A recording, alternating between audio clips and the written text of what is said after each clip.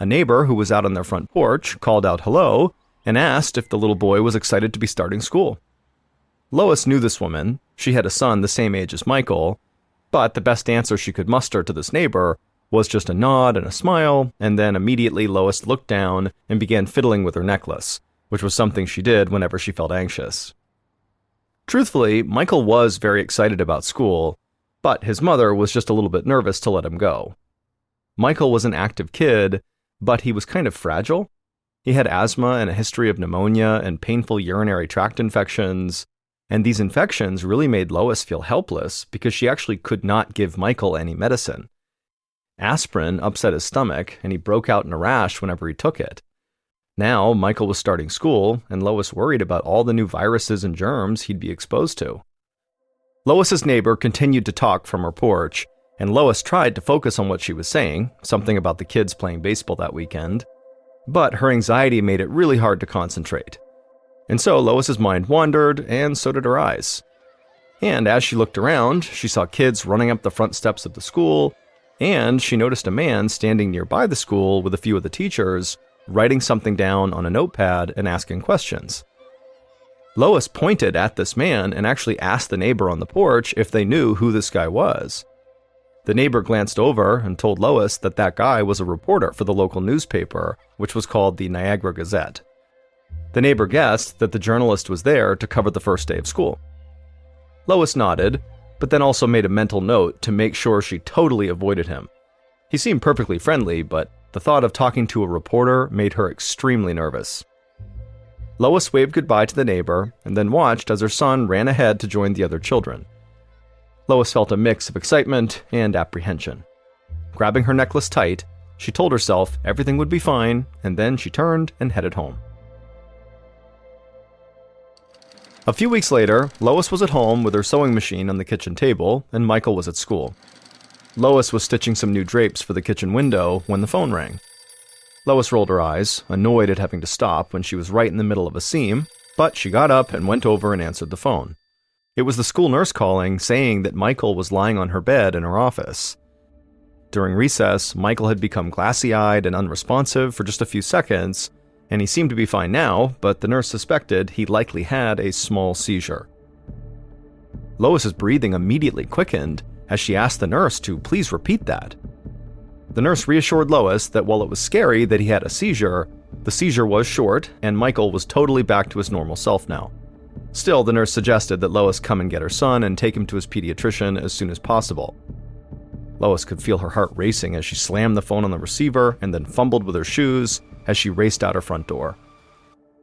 After getting to the school and picking Michael up, Lois took him straight to see the doctor. The doctor gave him a thorough examination and promised Lois that Michael's vitals did look fine and he was not in any sort of imminent danger. He said that while it was rare, kids could sometimes have minor seizures with no obvious cause. But if this happened again, he did advise Lois to take Michael to a specialist. Lois was glad to hear that her son was okay, but she was still very nervous. She already had to monitor Michael's fragile health, and now she had to also watch out for these seizures too. She just hoped that it really was a one-time thing and that this would not become a recurring issue. But unfortunately, the seizures didn't stop. Over the next few months, Lois would learn to recognize when they were happening. There didn't seem to be any particular trigger for them. Michael might be playing in the backyard or doing his homework or watching TV, when all of a sudden his eyes would just kind of glaze over and he would become unresponsive for a few seconds. Then, as if nothing had happened, he'd just be right back to normal. Every time it happened, Lois rushed to Michael's side, holding his hand and reassuring him that everything was okay, but inside she was terrified. She knew it was only a matter of time until Michael's seizures actually caused a major problem. He could be playing on the jungle gym and have a seizure and fall and get hurt, or he could be crossing the street and have a seizure and then get hit by a car. And so finally, when it became fairly obvious to everybody involved that these seizures were likely not going away anytime soon, Michael's pediatrician referred Lois to a neurologist. Lois finally got Michael an appointment in December of 1977, about 3 months after Michael had his first seizure. Lois gave the neurologist a detailed history of Michael's various seizures, and the doctor quickly diagnosed him with epilepsy, a brain disorder that causes chronic seizures. Even though Lois had been expecting something like this, she was still stunned to hear it. There was no family history of epilepsy. Michael had never experienced any kind of physical trauma that might trigger seizures. She'd always fed her family a healthy and nutritious diet. She didn't even allow soda in the house.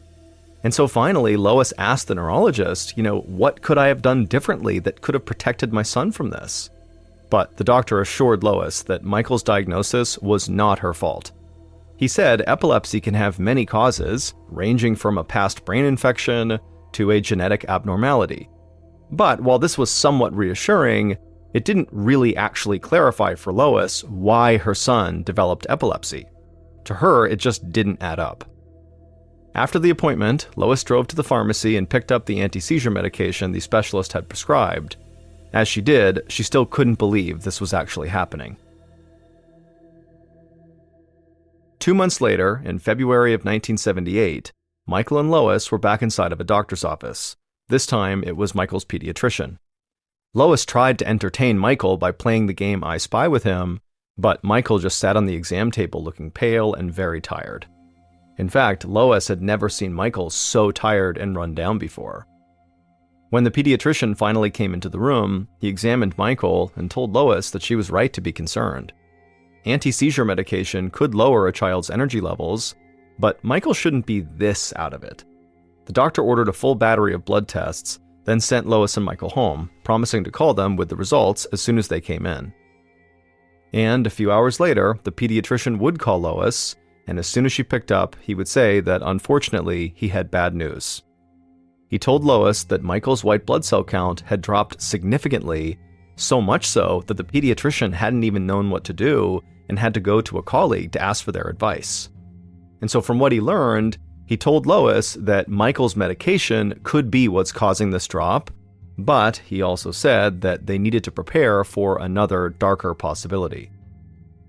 The doctor explained that Michael might be developing cancer or perhaps a serious blood disorder. When Lois heard this, she just stood there, frozen in the kitchen. It was like time suddenly was standing still. And for a few moments, Lois just didn't say anything. She just stood there. But then finally, she collected herself enough to ask the doctor how they would know for sure what this was. The pediatrician sighed and said unfortunately he did not have the answer, and that Michael would have to be referred to more specialists to get to an answer. As the pediatrician talked, Lois found herself walking over to the kitchen doorway, and she looked in on Michael, who was fast asleep on the couch. He looked so helpless, and she had no idea what to do. At a loss, Lois thanked the pediatrician for all his help so far, then she hung up the phone in a haze. At the same time that Lois was receiving this devastating news, a 26-year-old reporter named Mike Brown stood in the driveway of a wood and brick ranch-style home a couple of blocks away, and as he stood there, he rubbed his hands together to keep them warm against the winter cold. Mike grew up in the area, so he knew a lot about Niagara Falls and the people who lived in this town.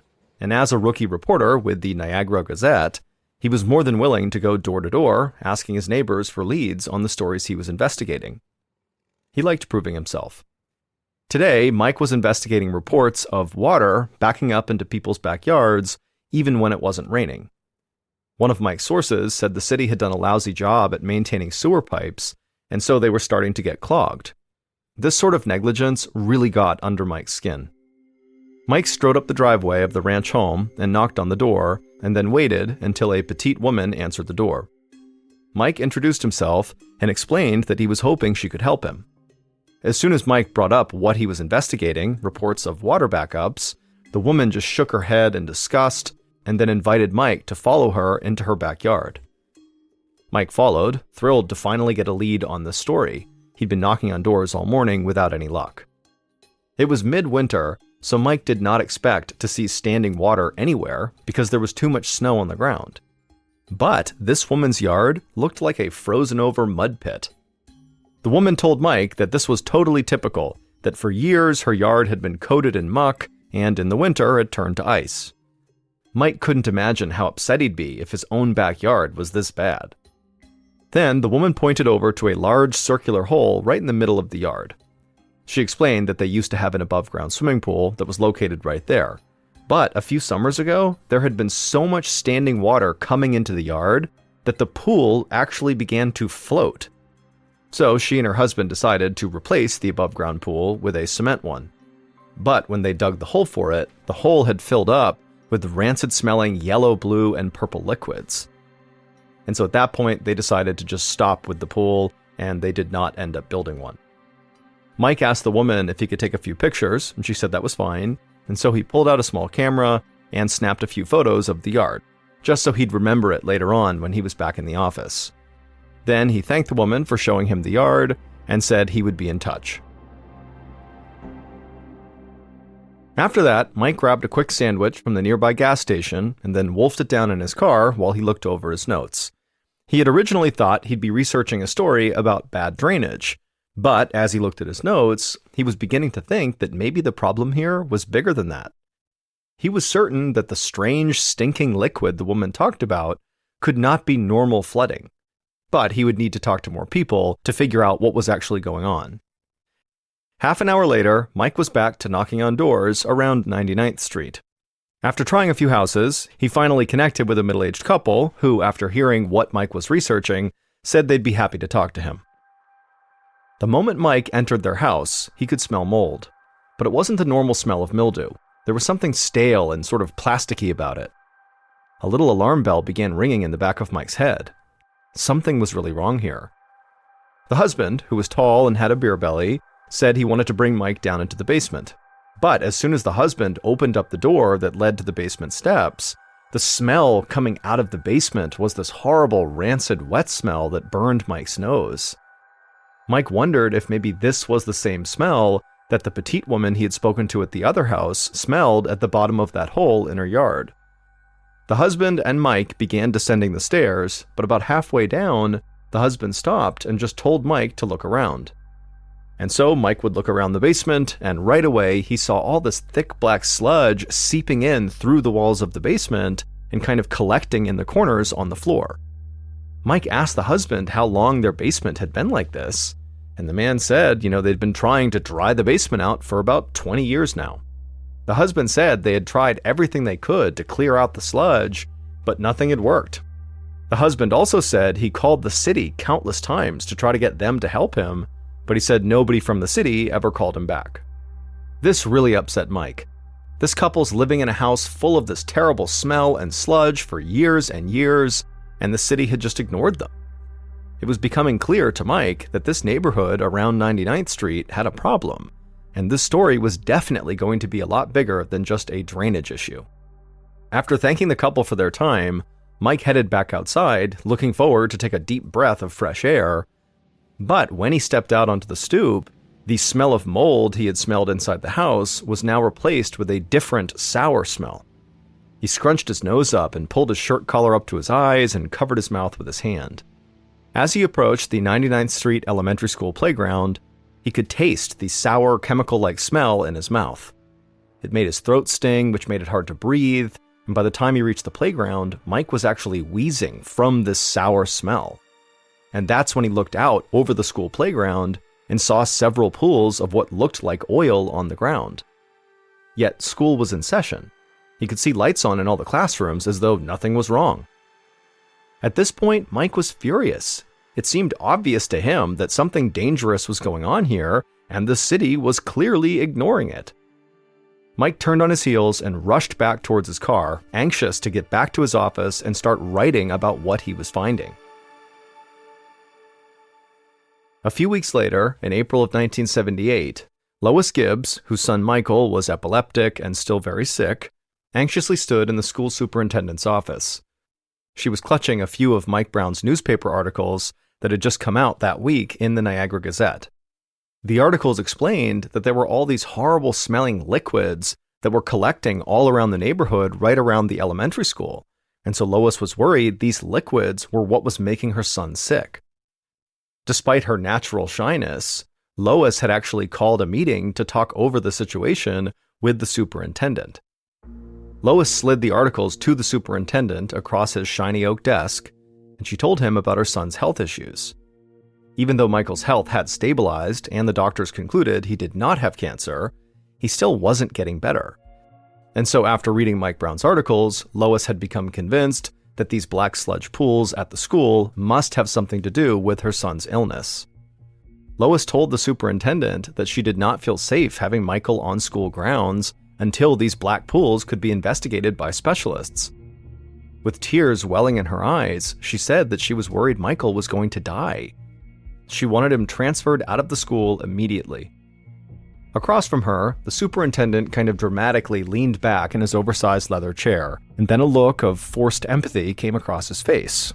And this look kind of unnerved Lois, and she began fiddling with her necklace again, but she pressed on. She pushed 2 doctor's notes across the desk, trying to look self-assured. The superintendent looked at her, and then looked at the notes, and then his look of empathy disappeared, and his eyes narrowed as he told Lois that she was definitely overreacting. All the other students were just fine. The articles were mistaken. There was nothing wrong with the school. Lois tried to stay calm, and so in a sort of shaky but somewhat even voice, she told the superintendent that he was being way too casual with the health of the students at 99th Street Elementary School. But the superintendent just shook his head. No, that was not true. Then he slid the doctor's notes back across the desk and pointed his finger accusingly at Lois. He told her that he wasn't about to upend the whole school for one sick kid and a hysterical housewife. The words felt like a slap in the face to Lois. She didn't understand how anyone working in education could be so heartless, and so she grabbed her purse and stormed out of the room. As she drove home after the meeting, Lois felt shell-shocked, her thoughts flipping back and forth between rage and helplessness. But by the time she pulled into her driveway, she knew what she was going to do. Lois was going to reach out to other parents and let them know what was going on. Maybe she'd even tell the whole neighborhood. Heck, she'd go door to door if she had to. If she couldn't get her son transferred out of that school, well, then she was going to have that school shut down before any more children got sick.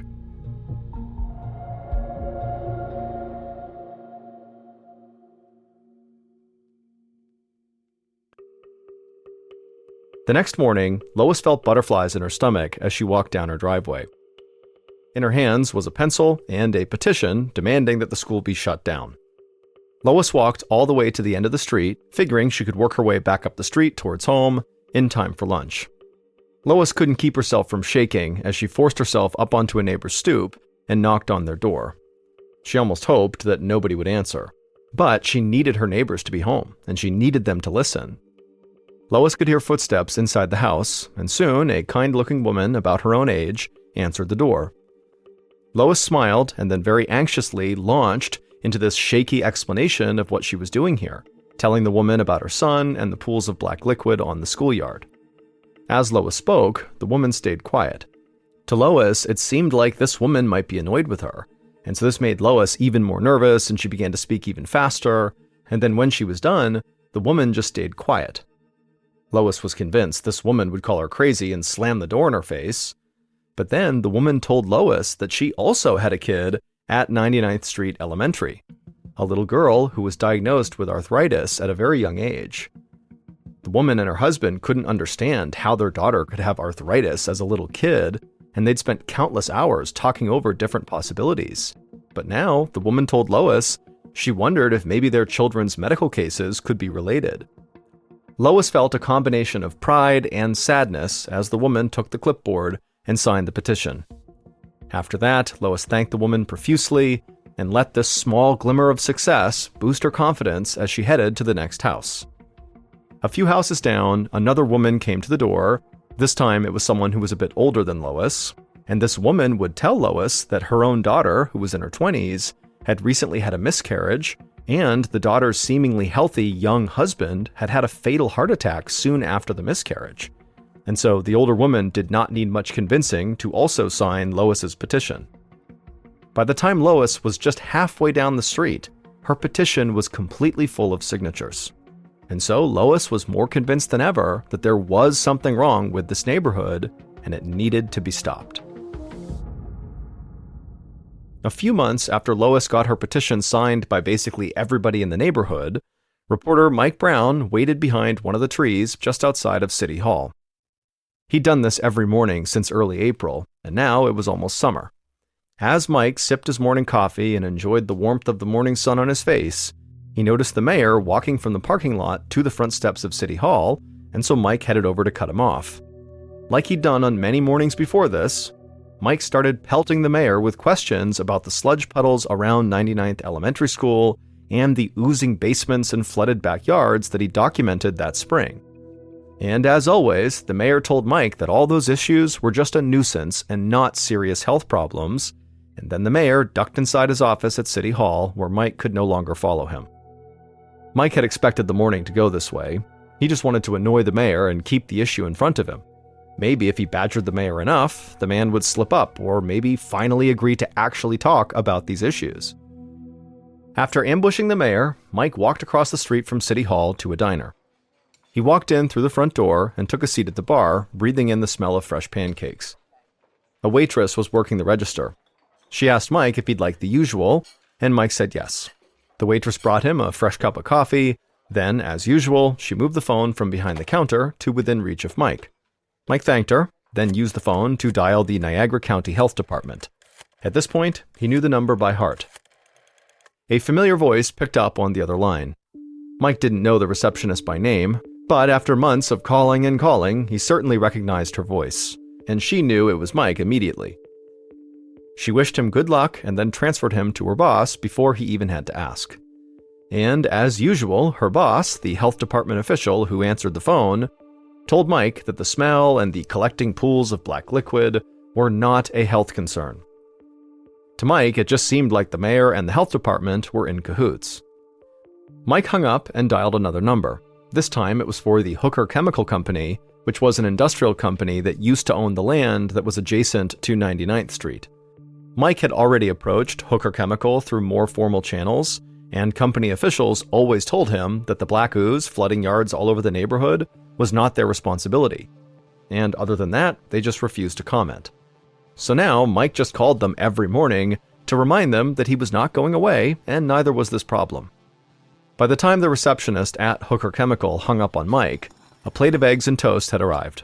Mike thanked the waitress, then drenched his eggs in Tabasco sauce and began to eat. As he ate, Mike barely noticed the neon orange piece of paper sliding onto the bar right next to him. He looked up to see a woman with brown hair and big glasses holding a stack of these orange pieces of paper. They were flyers. He smiled and grabbed the piece of paper she had just slid over to him. Before he could read the flyer, the woman introduced herself as Lois Gibbs and said she knew who he was. She had read his articles in the paper. She told Mike about her son and her neighbors, all of whom she believed had been made sick by the foul, oily liquid that he had written about in those articles. She invited Mike to a community meeting that evening where she and her neighbors would be speaking up about this issue. Mike immediately liked Lois. She seemed like someone who usually tried to blend in, but she'd clearly found her voice because she had to. Mike looked down at the flyer and saw there were dates for several other meetings in addition to the one that was happening that night. Mike was very impressed. It was clear this woman was highly organized. And so, after months of working this case alone, Mike suddenly felt a surge of energy. He thanked Lois and promised her that he would be there that night.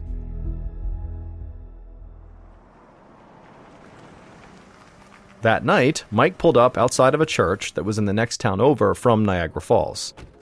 Mike walked into the back of the church, then followed a few people downstairs into a big cinder block room with bright overhead lighting. Along the wall was a folding table that had some coffee and a few boxes of homemade cookies. The neon orange flyer said tonight's speakers would discuss a nearby industrial dump site for chemical waste.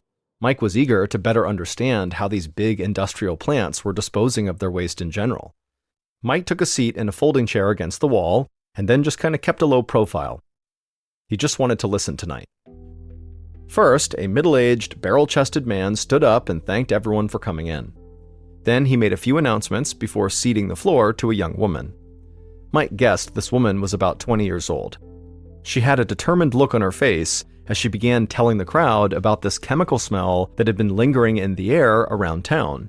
She said that this nasty odor was being caused by an old chemical dump site in town that had recently begun leaking. As the girl spoke, she began to cry because she was clearly very afraid of the fact that she had lived right next to this dump her whole life. She would tell the crowd that the area the dump was in was known by the unusual name of the Love Canal. Mike perked up at the mention of this dump site's name. In all the research he'd done in Niagara Falls, he'd never heard of the Love Canal. And so the moment the barrel-chested man stood back up to end the meeting, Mike shot up from his seat and nearly sprinted out the door. He could not wait to get to his office. 20 minutes later, Mike was back in his office, settling in for what he knew would be a long night of research.